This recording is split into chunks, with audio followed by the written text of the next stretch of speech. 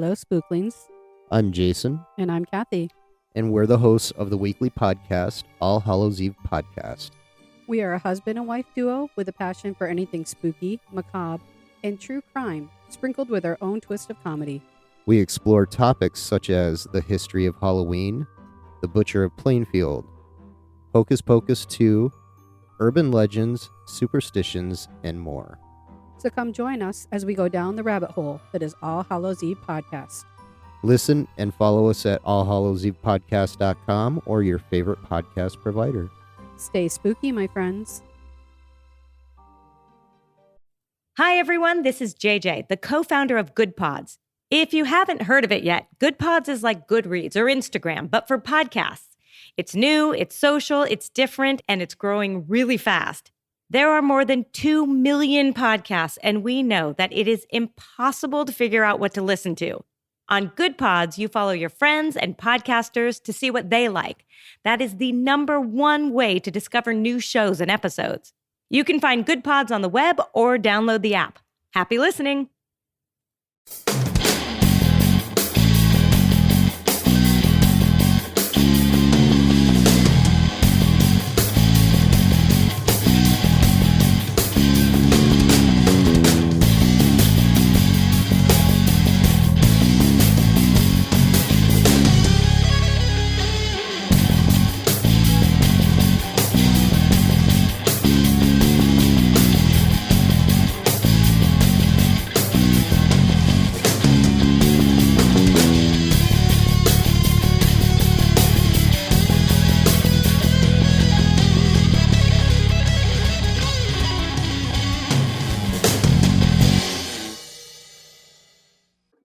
Hey, everybody. Welcome to Films and Fermentation.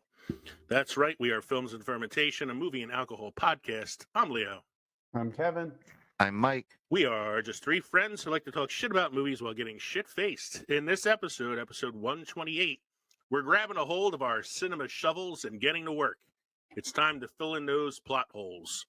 That's right. This evening, we're going to look at some movies, look at some of their biggest plot holes, and see if we can't figure out a way to either justify them or, fill them in somehow.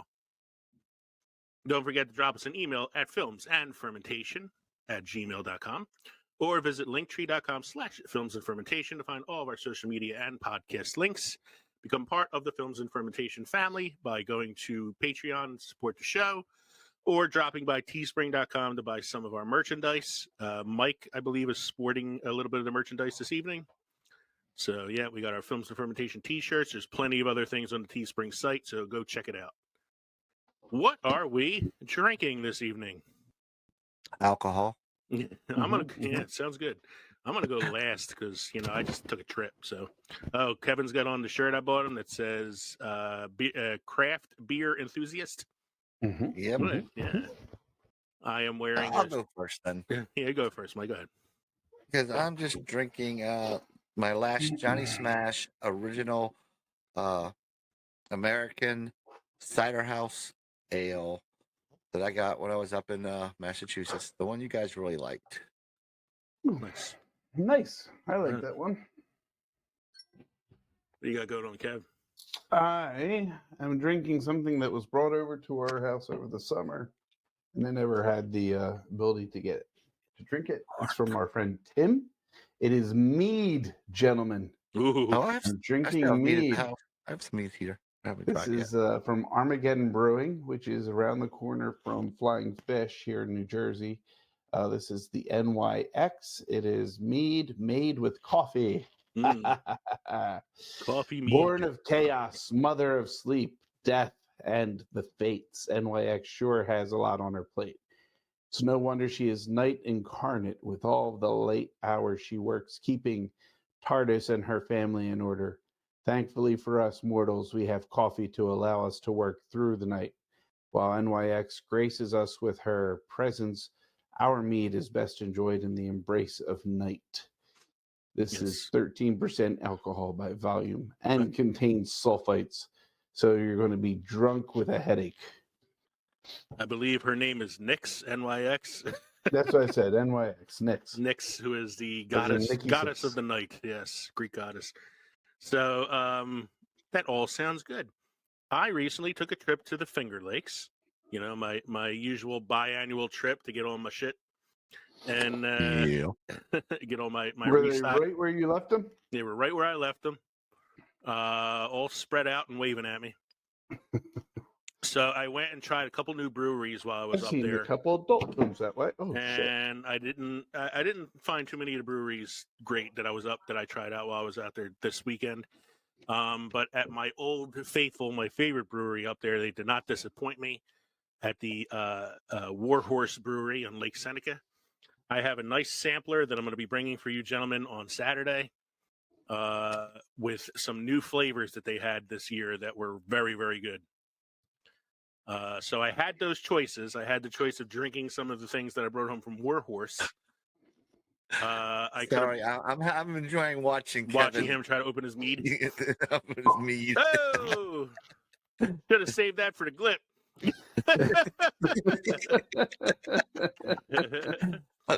So Warhorse, yes. So I had the Warhorse Brewery had some new flavors this year, both in their beer selection and their cider selection. I'm not going to spoil it for you because I'm going to bring you guys some samples on Saturday that I think you'll really, really enjoy. And I have a 4-pack for you guys each too. So, Ooh. what I am having this evening, I could have had some wine too because there's plenty of wineries up there. But since we spent an extra day up there than longer than we normally do, we got a chance to go to the other side of the lake, which we don't normally get a chance to do. And I got to go to one of my favorite distilleries up there, which I haven't been to in a couple of years, called Hidden Marsh Distillery, which is part of the Montezuma Winery, and get one of my favorite bourbons that they sell up there, which I haven't had in a while. It's called Lone Lagers. Ooh. It's only sold up there, so I can only get it, Mhm. when I get my trips up there. And it is, if you've ever had Knobs Creek, it's got a very similar flavor and consistency to Knobs Creek bourbon.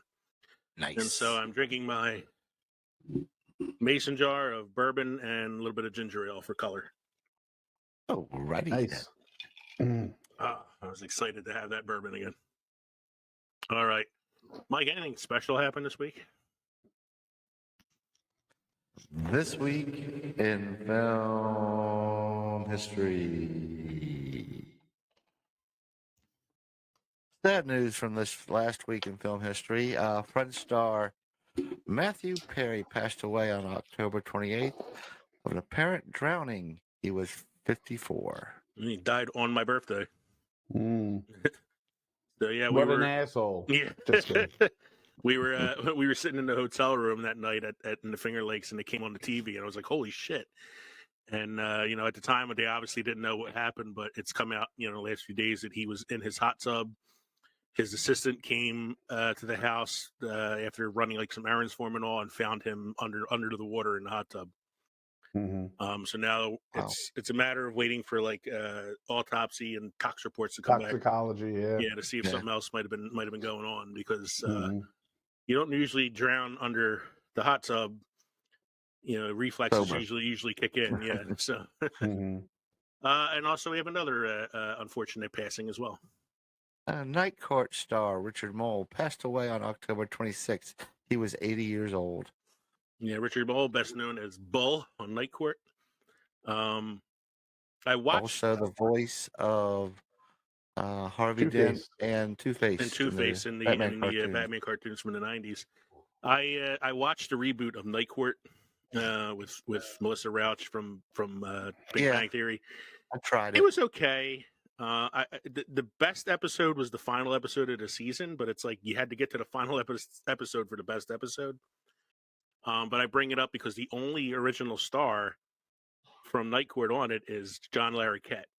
They asked Richard Mole to rejoin the cast, and he turned it down. Most of the other actors from the cast have passed away as well. The only other actor from the original show to show up was the one that played Roz, the bailiff, and she shows up in the final episode of the season. Yep. So I'm hoping the second season it kind of finds its place a little bit and gets a little bit better. What's next there, Mike?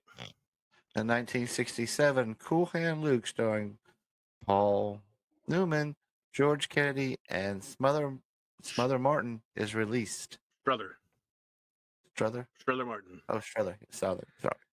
What we got here is failure to communicate. So you get what we had here last week, which is the way he wants it. Well, he gets it. And I don't like it any more than you do. Honestly, what song is that played it before? was played in Guns N' Roses. I want to say it was Civil War. Yeah, it was Guns N' Roses Civil War. And honestly, I hate to say this because, I pride myself on knowing my movies. The first time I ever heard that quote was in the Guns N' Roses song Civil War. I hadn't seen Cool Hand Luke yet. Oh, man. So I remember my friend's dad telling me, that's from a movie. You know that, right? And I'm like, no, I don't know. And then I watched the movie and I was like, oh, wow, that's cool. But yeah, so my first experience was the Guns N' Roses song. And Mike threw in a couple facts for me and my love of Shakespeare. Yeah. Well, what I liked about this is a two-parter because they both happen on the same day. Yes. So in 1611, Shakespeare's romantic comedy, the play Tempest, was first presented. Then, was it 384 years later? Mm-hmm. In 1995, revival of William Shakespeare's The Tempest, starring Patrick Stewart, opens on Broadhurst Theater, New York. Runs for 71 performances. I'm going to assume the opening night was purposeful since it was the same opening night as the original performance. Yes. Mm-hmm. They couldn't wait one more year, though, make it like 385.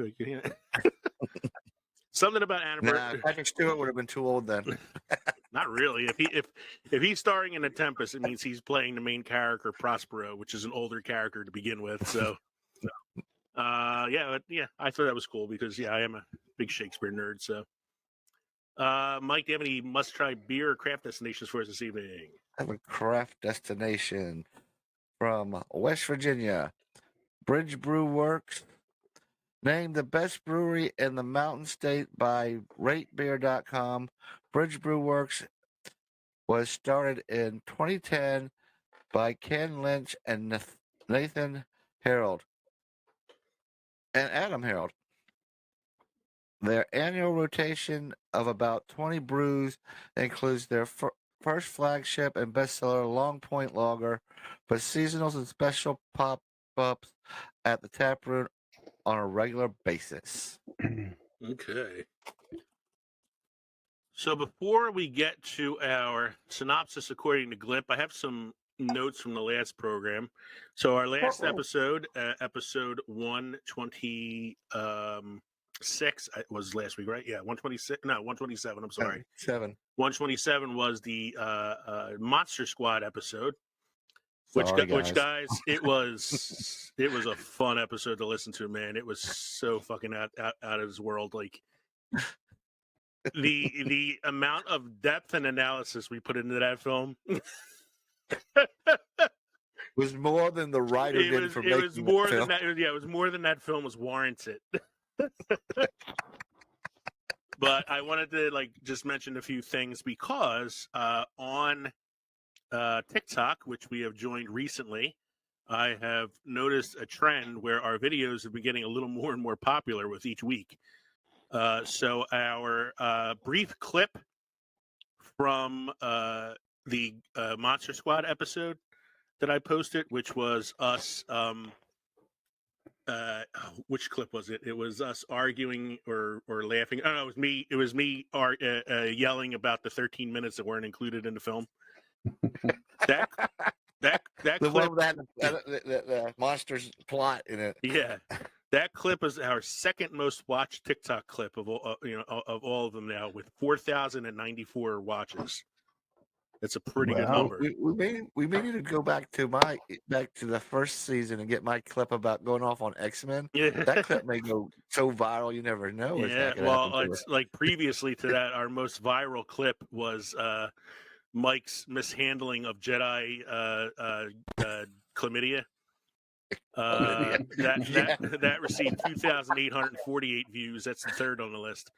But the number one video so far is episode 126, the Paranormal Pictures episode, and it's the point of the show where none of us could remember what episode we had done the previous week. That 1 minute clip got 8,654 views. Wow. Wow. We tripled our followers in 2 days. Has that transferred over to YouTube views? Yeah, we have a couple new followers on YouTube and some new followers on like Spotify and Good Pods and all too. So yeah, it's translated a little bit. Okay. Our ineptitude is translated to followers.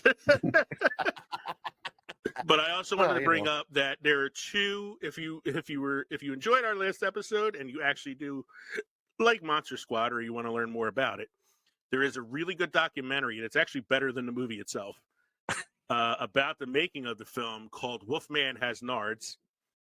Came out a couple of years ago, and it's a really, really good documentary. I've watched it.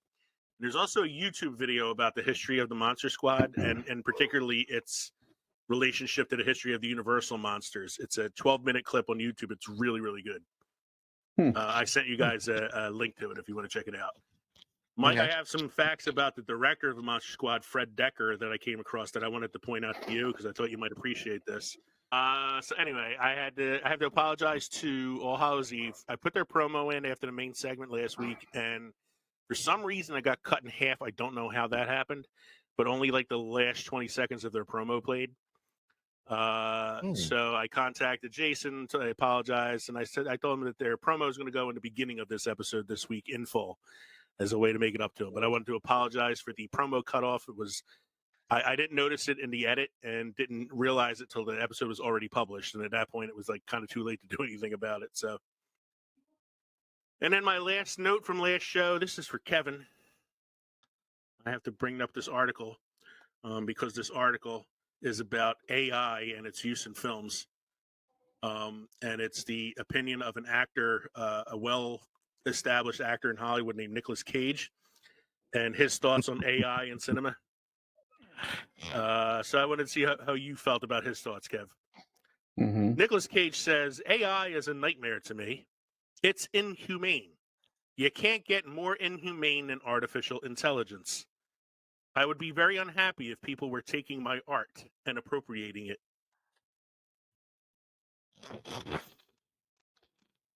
I can think of a few things. I can think of a few things that are more inhumane than AI, like dog fighting. Yeah, cockfighting. Dog and cockfighting I do together. like the chickens punch each other, though. Yeah, like it's just such a weird quote. Like I don't think he understands really what AI is. I do. And then it's called Skynet, and it's gonna fucking kill us all. And then they asked him about his cameo appearance in the Flash film. He actually went in and filmed himself performing something for the movie, and then they actually, they obviously CGI'd him in and de-aged him and all that stuff. So he said his original thing that he filmed was just him watching the destruction of the Earth and like just being soulful about it. He's like, the stuff of me fighting the giant spider, he's like, I didn't film any of that. He said, it was CGI. Okay, so they could de-age me, and I'm fighting a spider. I didn't do any of that, so I don't know what happened there. I just thought you'd enjoy a little bit of little bit of Nick. He sounds about as coherent as Nick Nolte. A little bit of Nick Cage philosophizing. Nothing more inhumane than artificial intelligence. Right. I think he believes we're enslaving computers.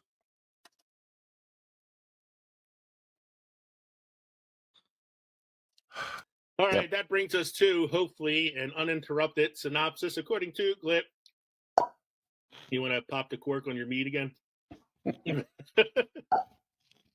The synopsis according to Glip is brought to you by Newsly. Newsly.me is an all-in-one audio super app for iOS and Android that reads the news to you in a natural human voice. Stop scrolling, start listening. Go to Newsly.me today and put in the promo code ANFERMENT to get your first month premium subscription for free. All right, so last week, our Monster Squad episode, Glip did not disappoint. This is a pretty fun one this week. The participants are sporting their T-shirts. Kevin says they look like assholes promoting the show instead of looking like just assholes. Leo drops beer on his laptop and discusses the poorly planned synopsis. The participants discussed the Rock Hard Picture Show and decided to have the actual Muppets do it. Catman wants to know how Dracula acquires a hearse with a skull, and Leo tells him the answers to the questions. Like, why is the mummy in the little boy's closet?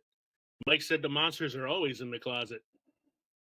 Leo discussed the fat kid in 80s films and why they're cowards. The participants are discussing the length of the movie and the montage sequence. Leo wonders if there is a weird thing in Patrick's family that is more horrible than monsters. Leo might watch Shawshank again. It was a wild clip and a very accurate one this week. Yeah, it was. Except for it missed the Y for Rocky Horror Yeah, Picture see, Show. Rocky Horror Picture Show, not the Rock Hard Picture Show. That's a completely different episode.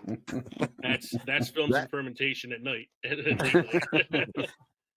Yeah, that's for paid subscribers only. That's Patreon. That's his Patreon special. You got to pay for that one. The participants are sporting their T-shirts. We were wearing our new T-shirts last week. Kevin says, you made a joke about us promoting the show, and look, we don't look like assholes. You said, we're just like assholes promoting whatever it was. I did drop my beer on myself, obviously. Last week's synopsis was very bland. That was very interesting. You literally just kind of dumped it on you.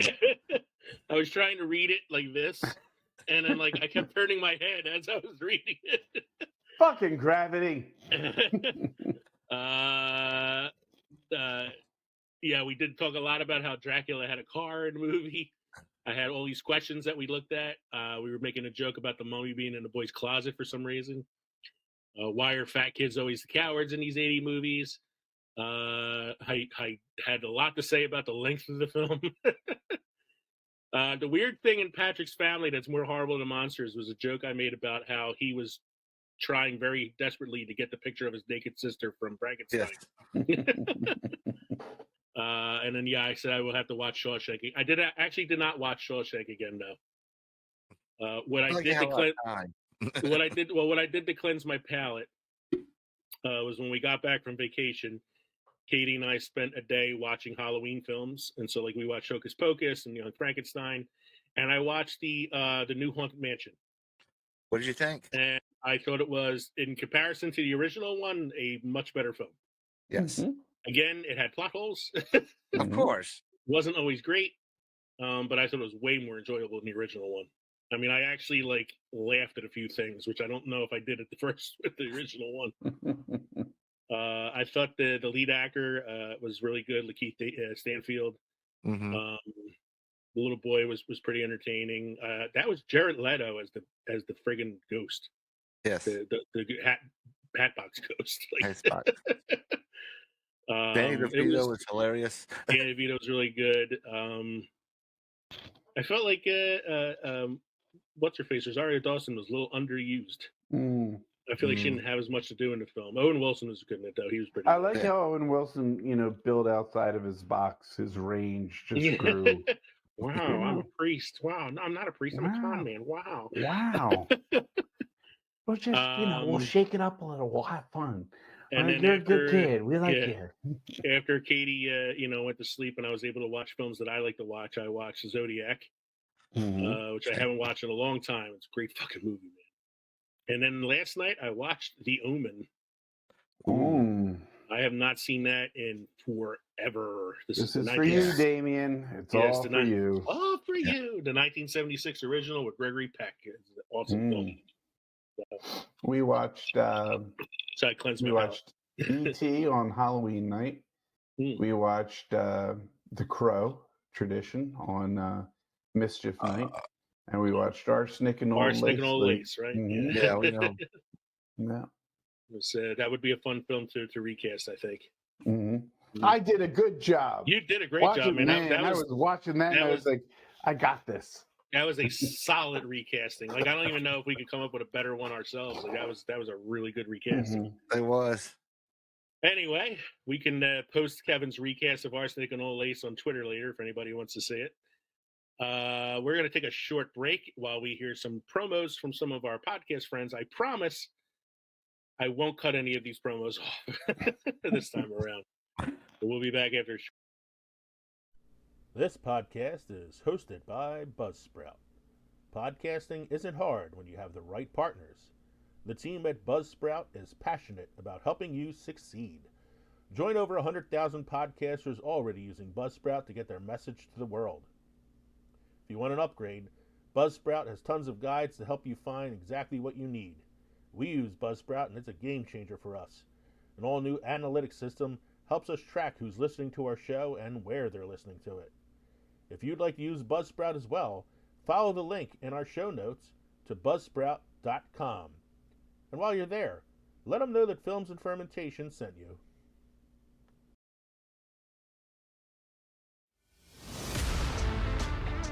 Hi, I'm Chris. And I'm Deb. And we host a pretty fun podcast called Today We Laughed and Learned. You know, this is where we discuss all the things we should have learned, but, well, never did. And we have quite a few laughs along the way. Today we laughed and learned with Chris and Deb. We're curious about everything, experts on nothing. Come find us wherever you get your podcasts.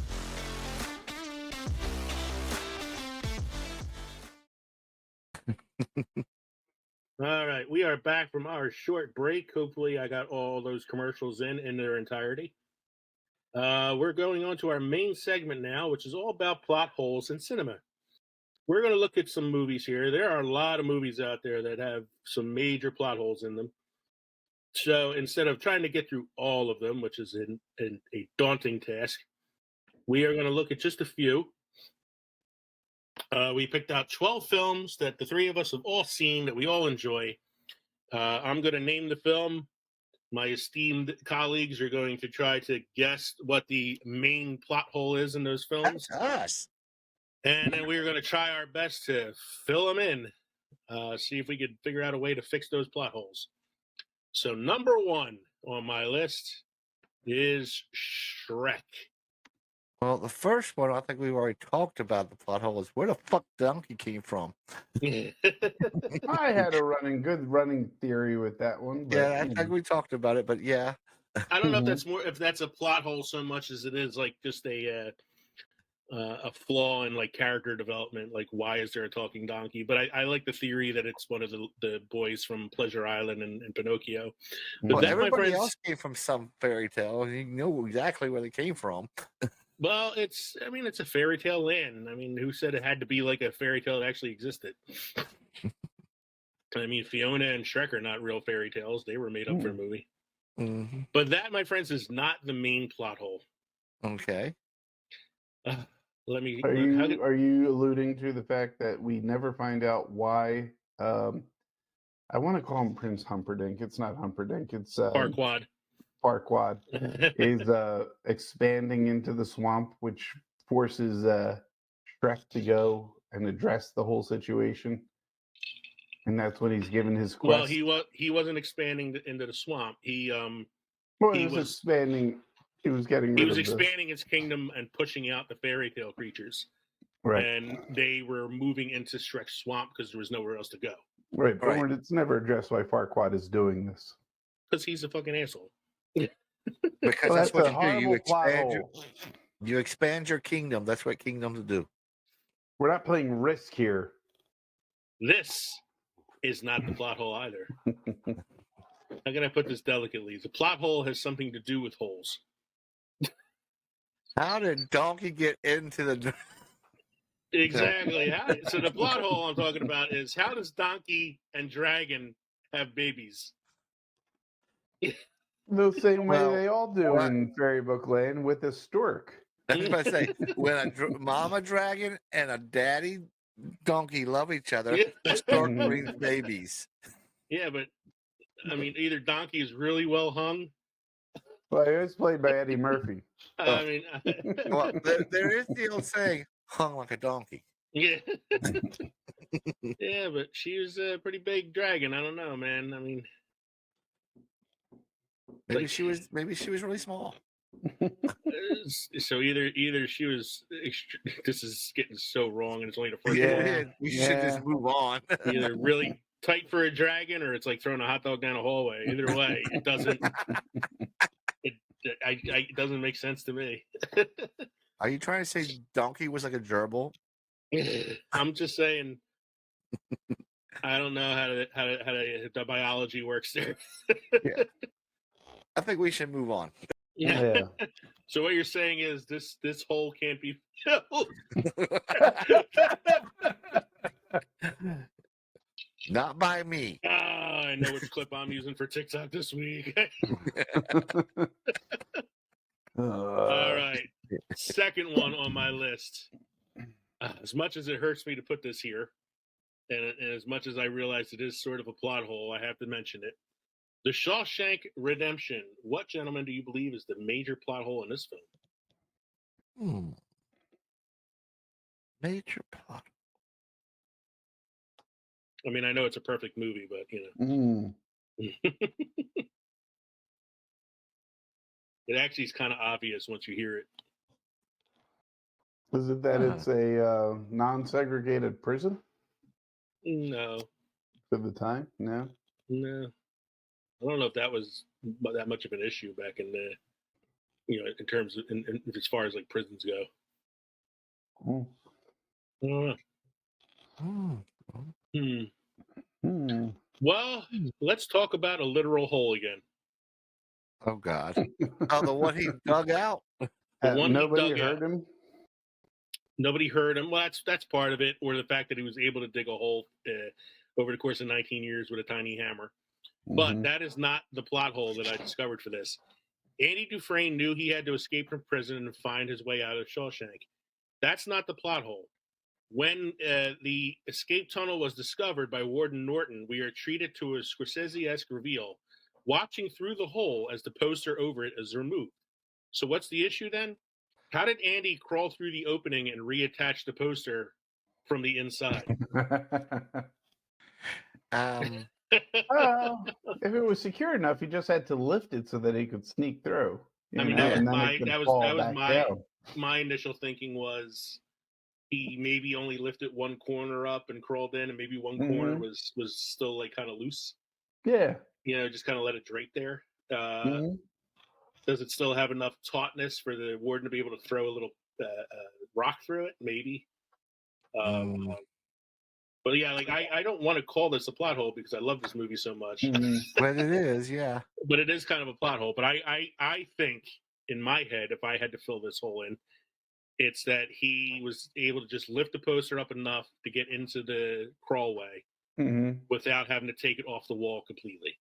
Yeah. I thought maybe he could even like put something on the other side of the poster that he can like pull towards him or something as he's. And honestly, if you think about it, he's going into the hole. He's probably crawling backwards through the hole so that his legs are the first ones to come out when he has to, you know, shimmy down between the walls. And with him facing the poster, as you know, maybe difficult as it might be, he can still try to find a way of pulling it closer to re-stick the adhesive. We know that he crawled in head first. And we know this because when he comes out the other side where the pipe is, he comes through that hole head first and falls down. No, but that's later because that's later when he's crawling through the hole. The pipe. No, I'm not talking about when he comes out of the pipe into the river. When he first comes out of the hole of the wall inside the prison still, and he sits on top of the pipe and starts hammering it with a rock to put the hole in it. Yep. The previous hole he comes out of head first. Okay. I don't know if you've seen the movie enough times there, Lee. I think I've seen it just. Maybe you should watch it one more time to verify. Watch it again later and prove it to you. No, my solution to this is I think he probably just only had to pull up like one corner of the poster or something. You know, he had it secure enough on the wall that he didn't have to worry about that. Okay, all right, we'll go with that. Let's go with that. I think that's use Gorilla Tape. The next one I have here is The Mummy from 1999 with Brendan Fraser and Rachel Weisz. Mike, I know you've seen this movie enough times that I'm wondering if you could figure out the plot hole here. How could he confuse Rachel Weisz with an Ox on the Moon because they look totally different? And in the next movie, there are two different characters. I don't know. Maybe he saw Rachel Weisz and he was like, bonus upgrade. No, that's actually not the plot hole I'm thinking of here, though. I'll give you a hint, see if you can figure it out. Imhotep has to steal body parts to get himself put back together. Yes. Yeah. There's one particular body part he steals that shouldn't work the way it does. His eyes? Yeah. Mm-hmm. Because the guy was he needed wearing glasses. Because the guy steals them from the Yeah, glasses. the guy was So wearing glasses, Imhotep steals I've body always thought parts. about that too. Oh, Yeah, well, I mean, yes, but I mean, it's fucking magic, man. So, I mean, Imhotep should be like squinting at people most of the movie. That's why he confused Rachel Weisz for the other one, because he was just fucking. He was nearsighted. I agree with you. Like, you can't look at it as like a plot hole. You have to look at it as like it's fucking magic. He's stealing body Definitely parts from takes the other people. realism out of the movie, if you ask me. Like if he's got enough power to put himself back together by stealing other people's body parts, I'm sure he can fucking heal his eyes. He can shape the retinas a little bit, you know. He can have Harry Potter it and throw some He people. can LASIK that shit. I think he does that too. He's like num si ba LASIK. You know, it's like. Oh, sorry, now you're taking a what did heart you say? out now. I think it's a loose plot hole. I don't think it's like really that much of a plot hole. I'm sure there's probably other things in that film we can come up with. But moving on to number 4 on the list here, Die Hard. Should I name all the things that aren't realistic in that one? Like you can't crawl through the ductwork. Mm-hmm. You can't do that. That's not Why so is much that? a plot. That's Because not really the metal's not secure enough, or because it's not typically wide enough to fit a human man? It's not secure enough to hold the human body.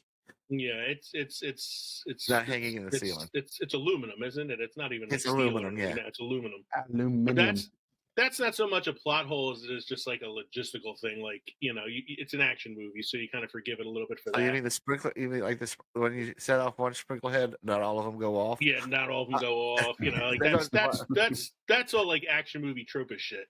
Die Hard is one of the most beloved action films of the '80s, and one that people revisit every time of year. Christmas time. Oh, also there are no ductwork entrances into a elevator shaft. Yeah. So you're telling me that the scene with John Candy in Who Framed Harry, or Who is Harry Crumb, where he's crawling through, wouldn't be able to hold his weight or his size? I'm also telling you, in the television series Buffy the Vampire Slayer, when they go up into the ceiling, the drop ceiling, they can't walk on a fucking drop ceiling. River Phoenix does it in Sneakers as well. You can't do it Yes, there. he does. So that's not the plot hole. The plot hole actually has to do with the Hans Gruber his plan.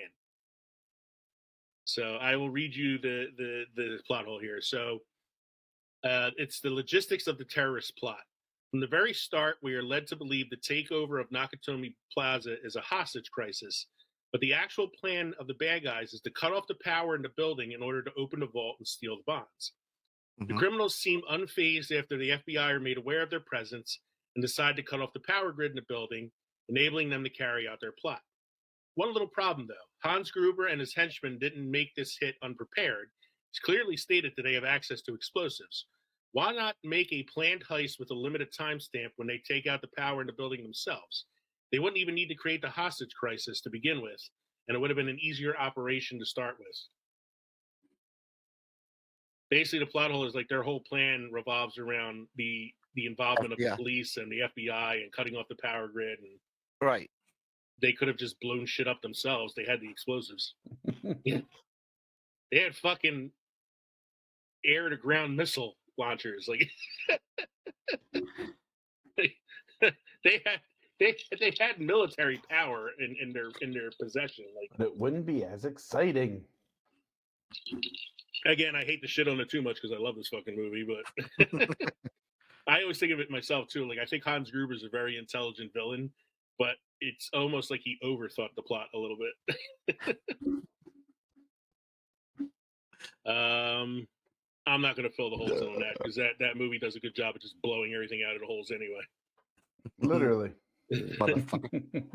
Here we go. Next one. Ready? This one should be a very obvious one. Karate Kid. The illegal kick at the end. The illegal kick at the end. Get It's one of the most- contact the head. Wait a second. You know, they were cheering, sweep the leg, you know, finish him, John. The whole 9 yards was like, you know, beat the shit out of this kid, put him in the ground. And the kid comes back with a crane kick. And he's supposed to be the one that's chastised for his activity. You're saying the referee? No, when they purposely swept the ignored leg, he got penalized for sweeping the I'm leg. saying the referee was probably of the you know, Cobra Kai house. You think he was like a Kansas City Chiefs fan? Yeah. It's one of the most famous plot holes in movie history. The Karate Kid, Daniel LaRusso, wins the All Valley Under-18 Karate Tournament by kicking Johnny in the face. Essentially, the hero of Hill Valley breaks the only rule in the entire tournament, and he wins. It's no hits to the face. No hits to the face, and I think no hits to the knees. Mm-hmm. Now, no hits to the balls. Here's how I interpreted it. No hits to the face means no closed fist punches.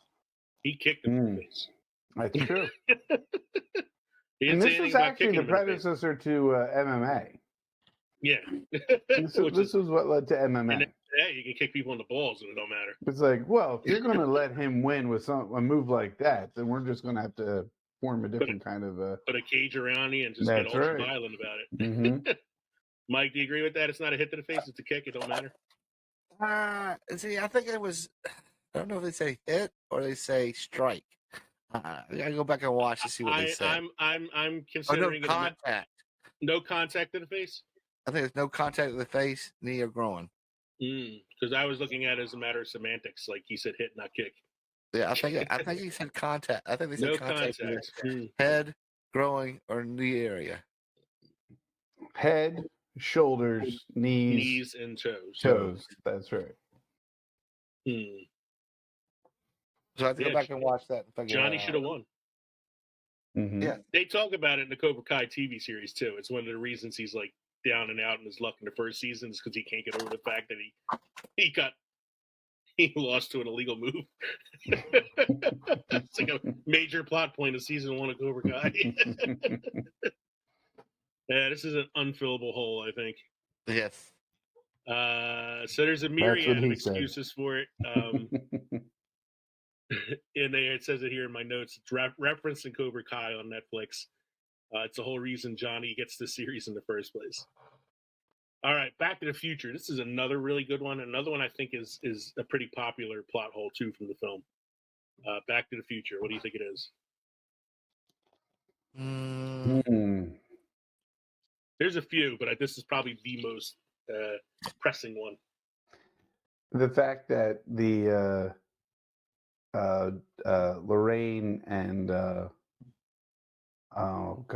Marty's father George don't recognize him as he grows up. It's not. He looks. I mean, George should be a little suspicious. Yeah, George should definitely be a little suspicious.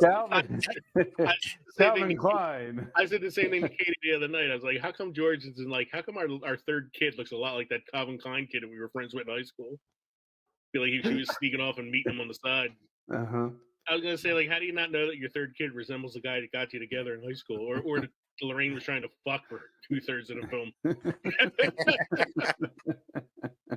So the excuse I heard was that how well do you remember people you met in your life that were only there briefly? Like, it was only a few weeks that they had contact with Marty in 12th grade, so it's like 20 years ago for a few weeks. 30 years ago, really, for like a few weeks. Like, how well do you remember that shit? And it's like, well, I guess that's kind of an excuse, but still, I feel like you got like a little bit got to be like, how come our son looks so familiar?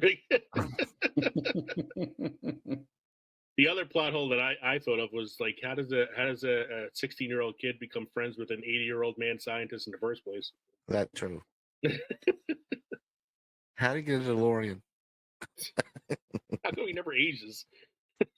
He's 80 years old for 3 movies. But yeah, that's the pressing plot hole. Is like, how do they not remember him? And the best solution I came up with for it that I found online for it too is that, you know, sometimes you just don't remember these people that you met briefly in your life. Mm-hmm. You know, Okay. I just think, to me, even though they only knew him briefly, it's just something about the fact that Lorraine was trying to bone him most of the time. It just makes me think. Who knows? Maybe through high school she was trying to bone a lot of people. I get the sense she was from the way she acted in the film. Except Biff. He was a little too aggressive. That's another plot hole. Why would you hire the guy to try to rape you in high school? Yeah. If it is just waxing cars. Yeah. Even if he is a fucking tool now. What is the big plot hole in the next film, Toy Story? This is a good one. This is another, like, pretty obvious one once you hear it.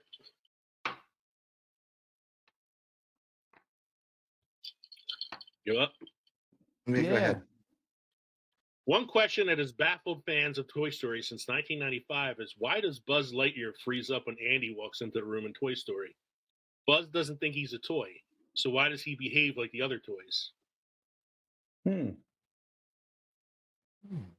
thought you were going to say, why is it that Sid doesn't have a complete mental breakdown after Woody and the other toys that he's he's destroyed? Fucking kid needs like years of therapy. He needed therapy before the trauma of the toys coming to life on him. True. So one theory that I read online that kind of makes some sense is he believes he's a real space ranger, and if he's as good a space ranger as he says he is, then you assume he's acting like the natives on the planet he perceives to be on. So when Andy walks into the room and all the toys drop and pretend to be like, dead or whatever, or toys, he perceives this and acts in the same manner as them in order to camouflage himself. Okay. I mean, to me that makes sense. It's I mean, I feel like you're stretching a little bit with that, but a little bit. I think it's probably the best explanation you could probably get for it. The Dark Knight, 2008, the movie we talked exclusively about with the Blockbuster guys. There are no plot holes. No plot holes in this film? None whatsoever. There's one. In the opening scene, one of the Joker's guys smashes a school bus through the bank wall. Then the Joker escapes by driving it out and hiding amongst other school buses. His bus was visibly trailing debris in the shot of his escape, but no one notices. The bus also just perfectly cleared the time the police arrived and took no damage from the impact of the wall. It was also able to perfectly fit in between all the other school buses, like perfectly. There's a lot of coincidence in that scene. It's not coincidence. The Joker, no, it's just is a genius. He planned it out that way. Yeah, but it's also like, how does the bus behind him not say something about the fact that this bus just came out of a fucking bank wall, covered in debris? It's Gotham. You keep your mouth shut. No, instead the bus driver's like, I've had a rough fucking day. I don't even care about this shit right now. Like, snitches get stitches. Fucking kids are yelling. I'm like, exactly. But like you said, otherwise, perfect movie, no plot holes. Absolutely. This is one of my favorite ones because this is such a fucking obvious one. Why would an alien race that's allergic to water land on a planet who's 75% covered with water? Exactly. Signs. M. Night Shyamalan's 2002 effort. The aliens come to Earth, a planet comprised of anywhere from 70 to 75% water, a planet on which it also rains. A lot. Consistently in many different areas of the world. Or snows. And their weakness is water. This is one I've had a hard time filling in because you would think that they have to be intelligent enough to be able to develop intergalactic space travel. But the human race is so tasty, they just can't help themselves. but like, yeah, but they don't like, they don't send scouts out or like, do a little like, preemptive, like, oh, this Earth planet's women are got the water on best. it. That's why they're coming down. Yeah, Earth women are easy.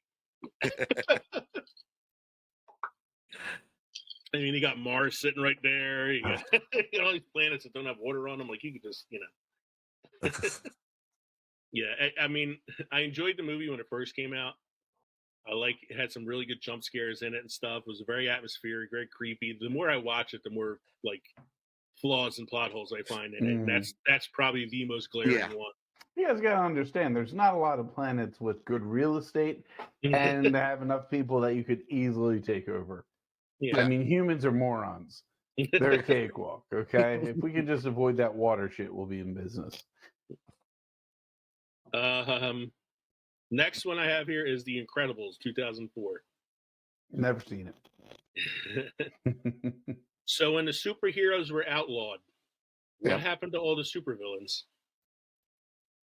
They were outlawed too. Question. I mean, if they were showed up, before. If they showed up, they'd be arrested. They could not afford to show up. Is that what it is? They were afraid of the police. They were afraid of the superheroes they were fighting. Yeah, it's kind of like they had no reason to come out because they had nobody to actually face them. We understand that supervillains do not commit crimes for the crimes. They commit crimes for the challenge of going up against superheroes. If the superheroes are now villains, or now against the law, then the villains have nobody to fight. So they sit at home. Oh, wash in their tights. That is a rock solid explanation. I don't think I could do any better than that. Thank you very much. A lot of bullshit, but it's rock solid bullshit. And what I really love if you know what happened to the villains? Now that the superheroes are now the villains, they are now the heroes. So they can't commit crimes. It's flawed logic as well, but I'll allow it. And what gets me the most is these creatures, superheroes, are obviously superior to the police department. Who's going to stop them? Oh no, you're against the law. We're going to. That's the plot hole. I didn't even think of that plot hole either. Like, why did the superheroes have to? Why'd they care? Why'd they follow the direction? They're superheroes. Like, are you going to stop me? Because they're heroes. Yeah, they're like Superman. They follow the law. They're not Batman or Deadpool. These are heroes. They're not anti-heroes. Yeah, I mean, all right. Number 11 is the Gremlins. We all know this plot hole, I think. It's always night somewhere. It's always after midnight at some point. Don't feed them after midnight. What exactly does that mean? Where is after midnight? What's the cutoff time? Does the time zone matter? Like, if the Mogwai were born on the East Coast, is it okay to feed them after midnight on the West Coast because it's technically 3 hours earlier? Like, well, how does this work? If it's a 24-hour drive-through, what are the limitations? Yeah. Don't get them wet. Again, it rains a lot. Like, what was the other thing they couldn't do? Don't feed them after midnight. Sunlight. Don't get them wet. Sunlight. Don't put them in the sun. Don't remove their tags. What happens if you live in like Alaska and you got sunlight for 6 months straight? They're fucked. Yeah. So I know the Mogwai series on HBO Max. I haven't watched it, but I know that there's an episode where they kind of explain this. Like, I'm tempted to watch it to see what the explanation is, but I tried watching the first episode and I was like, I have no interest in this. I don't know if I want to keep watching it just to get this explanation. I could just fucking Wikipedia it at some point. And the last one I have here, one I'm sure we've all heard before, thanks to the Big Bang Theory. Indiana Jones and the Raiders of the Lost Ark. If it wasn't for Indiana Jones getting involved, they would not be. They would have never got the Ark in the first place. or the reverse of that is Indiana Jones didn't even have to get involved because the Nazis would have found the Ark at some point anyway, even without him. So somebody on the internet wrote a whole dissertation on why this is a flawed plot hole. I tried to get some of the highlights of that dissertation. The apparent Indiana Jones mistake is proved untrue by very simple logic. Indiana Jones's actions are shown directly influencing the course of events throughout Raiders of the Lost Ark, and therefore he has a clear impact on the story. The ideas behind the common criticism of his role in the film are all based on the hypothetical events that would occur if Indy wasn't present, and therefore the idea is innately flawed. Exactly what would happen without Indiana Jones to complicate the Nazis' plans and ensure that the Ark would be taken to be studied by top men is difficult to know. But the simple fact of Raiders of the Lost Ark is that its entire plot is driven by the relentless meddling of Indiana Jones. Not only does Raiders' ending see the Ark taken to a warehouse for safekeeping, it establishes the heroism of Indiana Jones.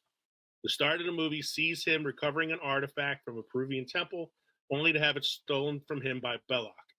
Over the course of the movie, Indiana Jones goes on a journey that sees him come face to face with the literal power of God, recovering the Ark of the Covenant and ultimately foiling the Nazis' plan.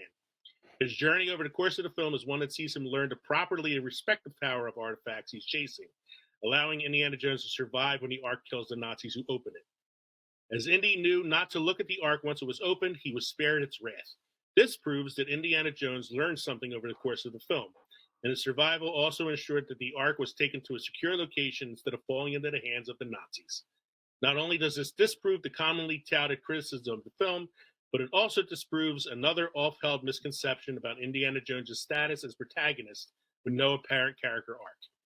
Through his persistent opposition to the Nazis throughout the film, Indiana Jones is able to regularly force them to adjust their plans, which ultimately results in their death and the safe recovery of the Ark of the Covenant. So here's something I go against that real quick. So if Indy had looked and both of them had died as well, the Ark would have been lost on that freaking island. No one would know it was there for fucking ever either. Yeah, but it's also like what they're saying is it's now in this like warehouse somewhere. Warehouse where it's never going to see the light of day. And so some government official goes, "Hey, let's go look in that fucking place." You know how the government is. That's why you have the guys from Warehouse 13 to protect all that shit. Mm-hmm. You didn't know Indiana Jones and the Raiders of the Lost Ark was a prequel to Warehouse 13. Don't you know? The Russians got into that fucking warehouse in movie 4. We don't talk about movie 4. There was no movie 4. There was no movie number 4. Mike, you have any beer trivia or history for us this evening? I got some beer history for you boys. Lager production began in 1420 AD in Germany. Brewers were found that storing casks of beer in icy caves in the Alps made the beer taste cleaner and smoother. You know, those people who discovered it, they were lumberjacks. That's why it's called lagers. Yeah. You're not even a dad. You got dad jokes all night. Mm-hmm. Anymore now, I just wait for the punchline because I never know if I can trust what Kevin's saying anyway. How are your drinks this evening, gentlemen? Very good. I am finishing off the last of it. I don't think I would buy it for myself. I do appreciate the gift from my friend Tim, but yeah, this is not. I don't think I'm a mead guy. I don't know. Maybe I'm just not a coffee mead guy. Maybe I should try my mead next week so I can figure out if I'm like you two guys, not a mead guy. I am not a mead guy. Homemade? No, it's not homemade. I am not a mead guy either. It's just the one time I tried it, it really didn't work well with me. I've never tried it again. I really enjoyed my Lone Lager bourbon because I haven't had it in a while, and I was very excited to get a bottle of it and share it with you guys this evening. I drank that much so far. And my original Johnny Smash American Cider House. Oh, it is 7.0% alcohol by volume, by the way. It was very good. Nice. So I am excited to try and edit this episode, considering all the technical difficulties we've had throughout it. I definitely got to get a new charger for my laptop. You do know the ones we have technical difficulties come out to be some of our best episodes. No, I already know what clips I want to use for TikTok, so we're good, man.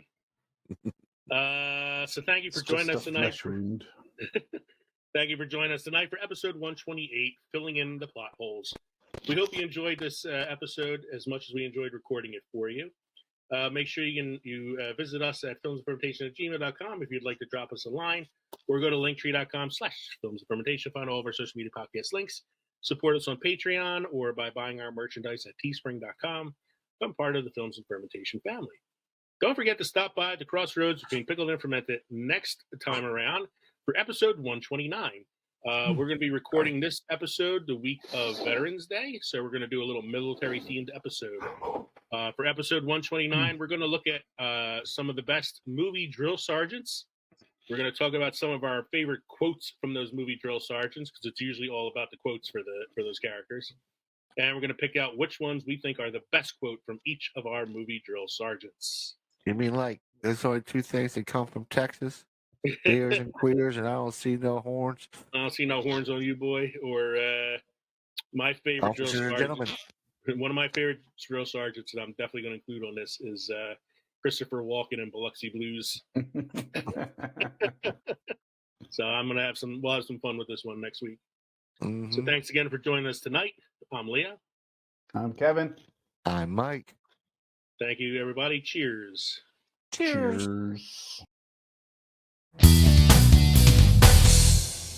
To point out to you, Mike, that Fred Decker directed House and House 2. The second story. A film I know you like. I can see that. They're kind of like in the same vein as Monster Squad. Yeah, I can see that. I have to give apologies to All Hallows Eve. I put their promo in the show last week, right before the main segment, and for some reason the promo got cut in half, and I don't know how. It was like 20 seconds of a 40-second promo. I will take it. Hi, Megan. Oh. She got to the remote control. Yes, she got to the remote control. Hi, Megan. Hi, Megan. Say hi, Megan. Hello.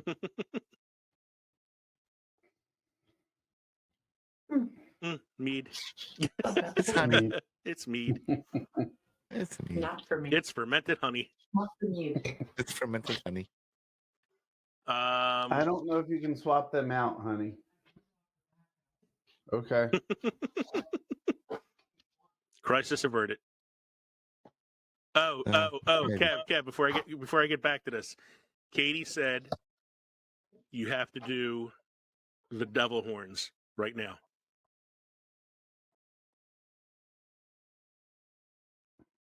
Try it without these fingers, yeah. There it is. Nice.